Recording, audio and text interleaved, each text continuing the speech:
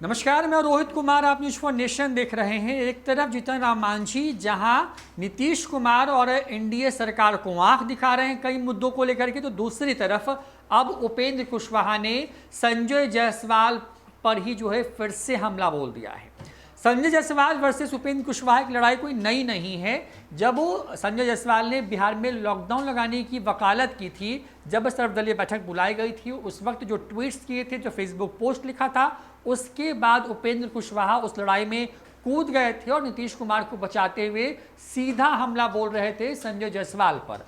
अब जो है संजय जायसवाल पर एक बार फिर से जो है उपेंद्र कुशवाहा ने बड़ा हमला बोला है। उपेंद्र कुशवाहा ने जिन बातों को लिखा है उसकी भूमिका में बीजेपी के एमएलसी का वो बयान है, जिसमें वो ये कहते नजर आते हैं कि तेजस्वी यादव मुख्यमंत्री बनने वाले थे, उनको ही जनादेश मिला था, लेकिन सरकार ने सब कुछ मैनेज करके तेजस्वी यादव को सत्ता से दूर कर दिया। और ये बयान दिया है टुन्ना जी पांडे, जो कि बीजेपी कोटे से एमएलसी हैं बिहार में। अब उन्होंने जो बातें लिखी थी, यानी कि टुन्ना पांडे ने जो बातें लिखी थी, वो लिखी थी कि मैंने जो कहा सच ही कहा। इस बार के भी हुए विधानसभा चुनाव में भी जनता ने तेजस्वी यादव जी को अपना मत देकर चुना था, लेकिन सरकारी तंत्र का दुरुपयोग करके नीतीश जी आज सत्ता में राज कर रहे हैं। ये शब्द थे टुन्ना जी पांडे, बीजेपी के विधायक का। अब इस पर उपेंद्र कुशवाहा ने संजय जायसवाल को कोट करते हुए लिखा है कि यह बयान आप तक भी पहुंच ही रहा होगा संजय जायसवाल जी। ऐसा बयान अगर किसी जदयू के नेता ने भाजपा या उसके किसी नेता के बारे में दिया होता तो अब तक क्या होता। इस तरीके की बातें जो है वो लिखने की कोशिश की हैं। अब उपेंद्र कुशवाहा देखिए सीधे तौर पर संजय जायसवाल को टारगेट कर रहे हैं।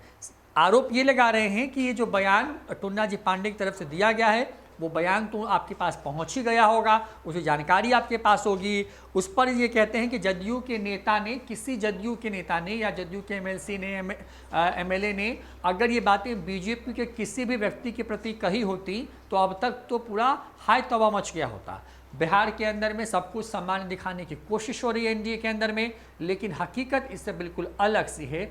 लगातार जो है आपस में जो शामिल जो दल हैं, जो एनडीए के अंदर शामिल हैं, वो दल ही आपस में अलग अलग मुद्दों को लेकर के सवाल खड़े कर रहे हैं। और बड़ी बात यह है कि जीतन राम मांझी जहां पहले सवाल कर रहे थे नीतीश कुमार पर, उनकी नीतियों पर, तो अब बीजेपी के एमएलसी टुन्ना जी पांडे की तरफ से नीतीश कुमार पर साजिश करने का एक तरीके से आरोप लगाया गया। ये कहा गया है कि नीतीश कुमार की तो विदाई तय थी, तेजस्वी यादव सत्ता में आ रहे थे, लेकिन जो पावर है उसका इस्तेमाल करके तेजस्वी यादव से सत्ता नीतीश कुमार ने छीन ली है।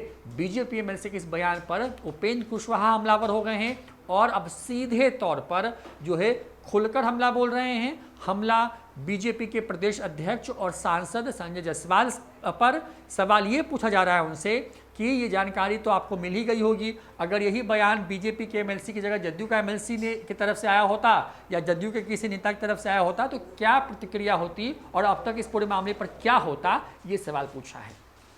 तो बिहार में सब कुछ ऑल इज वेल फिलहाल तो नहीं नजर आ रहा है। जैसे जैसे सरकार के महीने गुजर रहे हैं, 6 महीने ज़्यादा का वक्त हुआ है बिहार के अंदर में, वैसे वैसे एक के बाद एक नए सवाल जो हैं, एक तरीके से एक विवाद कह सकते हैं आप, वो खड़ा हो रहा है। कभी उलझ पड़ते हैं जीतन राम मांझी और नीतीश कुमार, तो कभी उपेंद्र कुशवाहा और संजय जायसवाल, और बिहार में यही कुछ हो रहा है। इससे सवाल उठना लाजमी है कि क्या एनडीए के अंदर में जो सब कुछ ऑल इज वेल या बेहतर बताने की कोशिश हो रही है, क्या सच में हकीकत वैसी ही है या कुछ और कहानी है या कोई और खिचड़ी है जो अंदर खाने से पक रही है। फिलहाल इस वीडियो में इतना ही। नमस्कार।